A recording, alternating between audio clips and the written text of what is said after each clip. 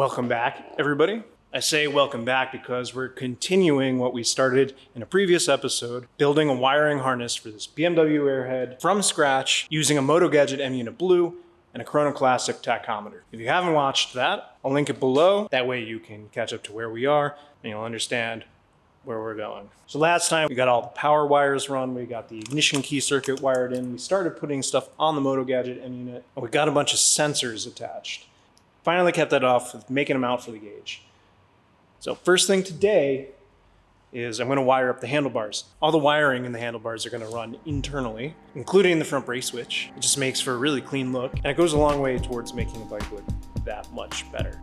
I'm going to start by wiring up the handlebar switches, and then I'll feed all those wires through the bars. These handlebar switches are actually made by me and my buddy Sean over at the Motorworks. The design is my take on what Sean had done previously.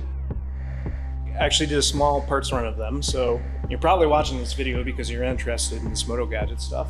They typically require these momentary push button switches, so if you're still looking for some, you want something that's designed and built in America, you can check out the Motorworks, link is in the description. So the handlebar switches, the front brake switch, and the turn signals all run through the handlebars, and then they go through the handlebar clamps, down through the triple tree, where they make their way to the rest of the harness. I don't have the handlebars clamps yet, so I'm just going to tape the bars on. It'll be okay.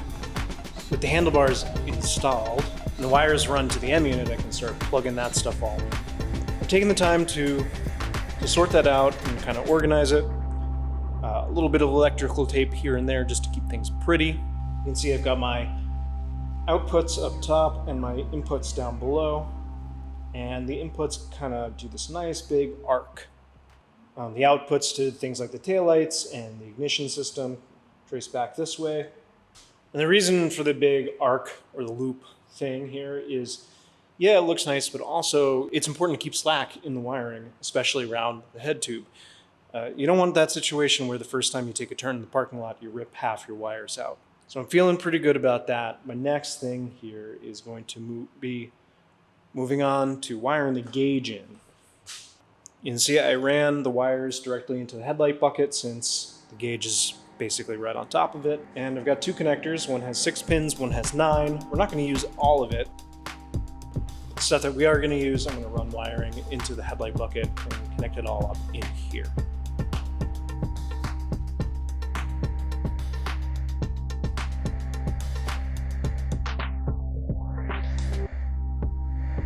So one thing that I still had to kind of figure out was what I wanted to do with all of my grounds. Typically all the grounds run together and then they ground off to one point in the chassis. On my old Hondas, for example, there's a lot of bullet connectors that plug in like 4 or 5 wires together. Pretty handy. And while I could use like a junction block or whatever, I don't have one of those on me, so I decided I'm going to use just your typical electrical connector. In this case, a 6-position one. And I'm just going to jumper all of the various grounds together and run one wire to my chassis. The whole point of doing this is so that I can disconnect everything if I need to, which I will. Like I'll have to take the handlebars off, and those have grounds. So this way I'll be able to disconnect everything whenever I need to. And while there are several other ways to do this, this works.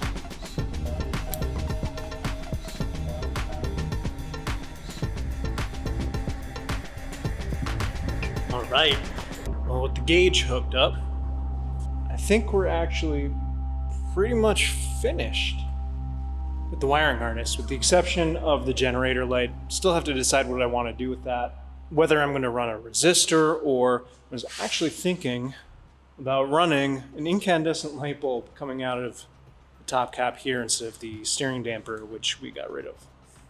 Be curious to see if you guys have any thoughts or ideas on what to do there. But yeah, that went pretty quick. That's the whole point of the Motogadget stuff, is just it simplifies the process. Now all I got to do is hook up that positive battery terminal and hopefully everything works. And when I plug this in, we should see the M unit line up, kind of does like a little check over of the system. Okay, and now let's try the key. Okay, heard the gauge come on. So lights flashing on the M unit. It looks like we've got taillights. That looks pretty good. They're very bright, wow. All right, rear brake.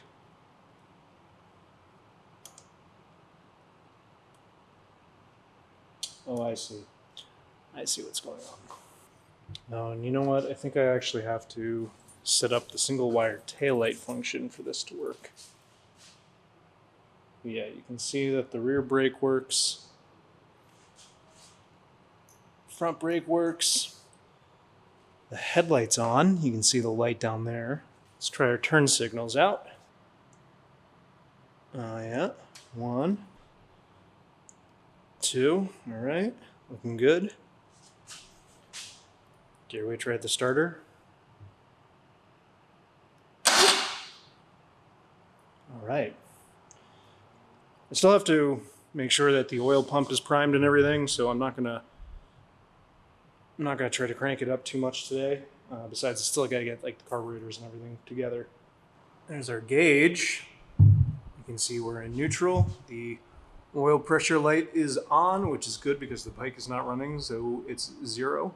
All right, so I need to fix that taillight issue. Normally you'd have 2 filaments in a taillight, one for the running light, one for the brake light, but in this case the way the Motogadget unit can be set up is you run 1 wire from the brake light to an LED, and it runs the taillight at 12 volts when you hit the brake switch, but at a lesser voltage, I'm not exactly sure what, when you're on the running light function. That way you get that 2 levels of brightness, but with only 1 wire.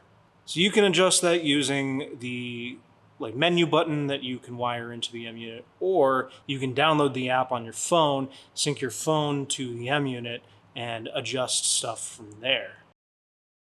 Hardware pairing, M unit blue. So yes, we've hooked everything up properly. Now we're going to press the horn button while we turn the ignition key on. See that the blinkers came on, so you go to the next step, and you hold the starter button down for 10 seconds. Yes, they do. It'll find it and pair.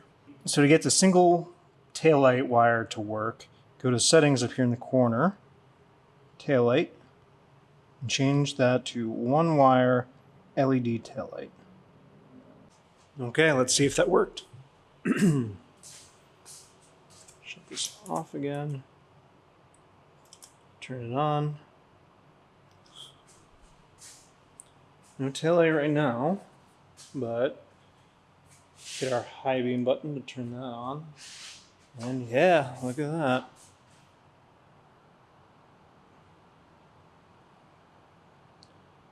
Oh, they look like they're blinking on the screen, but I can assure you in real life they're steady. So, looks like everything works. Really, the last thing to do, well, I have to install the horn at some point, but I'm waiting until after the bike show to put that on because it's kind of huge and ugly. Last thing to do is just going to be cleaning this up. You know, trimming lengths to make sure everything's perfect, and then fitting it with heat shrink tubing or electrical tape just to hide it all away. For example, you can see this green wire is a little longer than the rest of them, so I'll just shorten that. Here are the wires coming out of the left handlebar. There's several wires, but there's also this black wire, the ground, that goes into the headlight bucket. Everything else comes down here to the M unit. So I'm going to mark out roughly, say just about there, that I want this black wire to kind of peel off from the rest of them to go into the headlight bucket. That way, when I go to fit it all with heat shrink tubing, I will cut it at the point in which I marked, and then fit a second piece in that only has the 4 other wires, not including the black one. Just separates it from the rest of the harness, and it will still look nice and tidy. Same principle applies to essentially the whole harness until everything is nicely mapped out.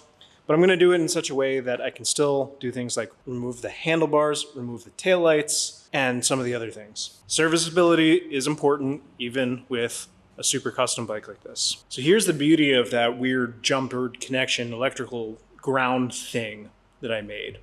Here's the connector here. These are all my jumpered connections.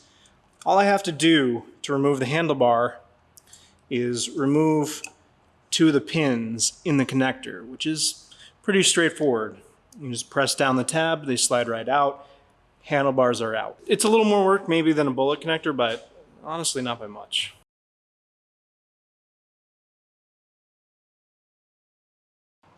Got everything shrink wrapped and put back together, plugged it all together.